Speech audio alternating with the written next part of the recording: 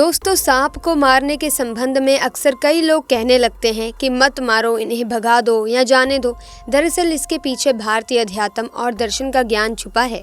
भारतीय दर्शन में कहा गया है कि जीने का हक सभी को है, इसीलिए किसी जीव की हत्या नहीं करनी चाहिए। लेकिन ज्योतिष इससे एक कदम और आगे जाकर इसकी व्याख्या करता है। ज्योतिष शास्त्र के अनुसार सर्प को मारने से सर्पदोष और पितृदोष लगता है।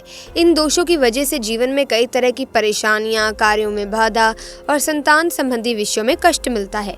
बहुत से लोगों की जन्म पत्री में काल सर्पदोष और फिर पितृदोष होने की स्थिति में भी यही कारण बताया जाता है। ऐसे में ये दोष तभी लगते हैं जब व्यक्ति ने पूर्व जन्म में सर्प मारने का अपराध किया होता है। ऐसे में दोस्तों, स्वागत है आप सभी का एक बार फिर से। आज हम इस वीडियो में आपको एक ऐसी घटना सुनाने वाले हैं जिसे सुनकर आपके होश उड़ने वाले हैं। ऐसे में दोस्तों, तब क्या हुआ जब 5 साल के बच्चे को डूबता देख बचाने चली आई इच्छाधारी नागिन। दरअसल दोस्तों, ये घटना घटी है हरियाणा के रोहतक शहर के पास स्थित एक छोटे से गांव घिलौर में।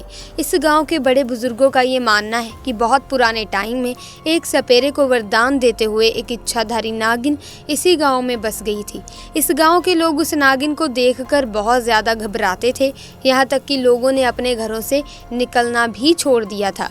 वहीं पर बहुत सारे लोगों ने ये भी दावा किया कि इस तालाब से निकली हुई उस नागिन को बहुत सारे लोगों ने इंसानी रूप में देखा है, और वो इंसानी रूप इतना ज्यादा खूबसूरत है कि कोई भी इंसान अगर एक बार उसे देख ले तो बेहोश होने से खुद को रोक नहीं पाएगा।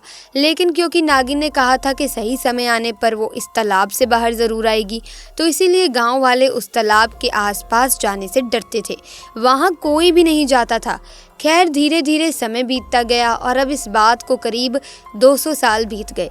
और दोस्तों, 200 साल के बाद जो हुआ उसने सबके रोंगटे खड़े कर दिए, क्योंकि दोस्तों 200 साल बाद एक हैरान कर देने वाली घटना महेश नाम के व्यक्ति के साथ घटित हुई, जिसने नागिन के आज भी उस तालाब में होने का सबूत दिया। दरअसल दोस्तों, महेश के परिवार में उनकी पत्नी के अलावा उनका एक 5 साल का बेटा था। महेश की एक तालाब के किनारे पर 200 बीघा जमीन थी, जिस पर खेती करके वो अपने परिवार का पालन पोषण किया करते थे।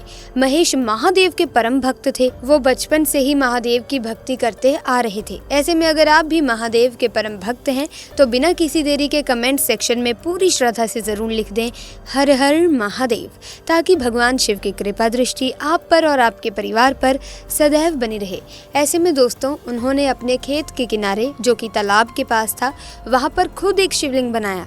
खेती करने से पहले सुबह वो शिवलिंग की पूजा किया करते थे। लेकिन दोस्तों, महेश के खेत के पास जो तालाब है वो काफी पुराना था।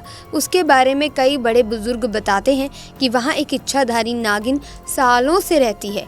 कई लोगों ने उस नागिन को शिवलिंग की पूजा करते हुए भी देखा है। इसी कारण किसी की हिम्मत उस तालाब के पास जाने की नहीं हो पाती थी। परंतु महेश ने नागिन के बारे में सिर्फ सुना था। उन्होंने आज तक उस तालाब के पास उस नागिन को देखा नहीं था, और इसीलिए उन्होंने ये सारी बातें अफवाह मान ली थी और कभी भी लोगों की बातों पर ध्यान ही नहीं दिया था। परंतु एक दिन भरी दोपहर में जब उनकी पत्नी उनके लिए खाना लेकर आई, तो उस दिन वो अपने बच्चे को भी साथ लेकर आई थी। महेश की पत्नी आज से पहले कभी भी अपने बच्चे को खेत में लेकर नहीं गई थी, लेकिन उस दिन वो बहुत जिद करने लगी, जिसकी वजह से मजबूरन उसे अपने बच्चे को साथ लेकर आना पड़ा। खेत में आकर इनका बच्चा खेलते खेलते उस तालाब के पास जा पहुंचा और अचानक उसका पैर फिसला और वो पानी में गिर गया। महेश और उनकी पत्नी को इस बात की भनक भी नहीं थी कि उनका बच्चा तालाब में गिर गया है। बच्चा धीरे धीरे पानी के अंदर डूबता जा रहा था कि तभी अचानक तालाब में हलचल हुई और एक सांप धीरे धीरे सुंदर लड़की में बदल गया। उस लड़की ने तेजी से तैरकर उस बच्चे को डूबने से बचाया और खुद उस बच्चे को गोद में लेकर उसके माँ बाप के पास पहुंची, और उस सुंदर लड़की ने कहा कि आपका बच्चा तालाब में गिर गया था। महेश की पत्नी ने तुरंत अपने बच्चे को गोद में ले लिया और रोने लगी, क्योंकि उसे अंदाजा था कि अगर उसका बच्चा डूब गया होता तो उस पर क्या गुजरती। महेश ने वो सुंदर स्त्री को धन्यवाद कहा। तभी वो स्त्री वापस तालाब की ओर बढ़ी तथा अचानक गायब हो गई। महेश और उनकी पत्नी दोनों इस चमत्कार को देख हैरान थे। तभी महेश को लोगों के द्वारा बताए गए उस तालाब में रहने वाली नागिन से संबंधित सारी बातें याद आने लगी और उसे अब ये समझते हुए देर नहीं लगी कि उसके बच्चे की जान किसी साधारण लड़की ने नहीं बल्कि उसी इच्छाधारी नागिन ने बचाई है, जो सालों से इस तालाब में रहती थी।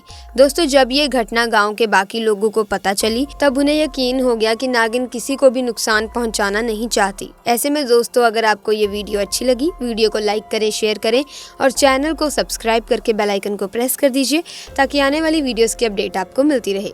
आपका बहुत बहुत धन्यवाद।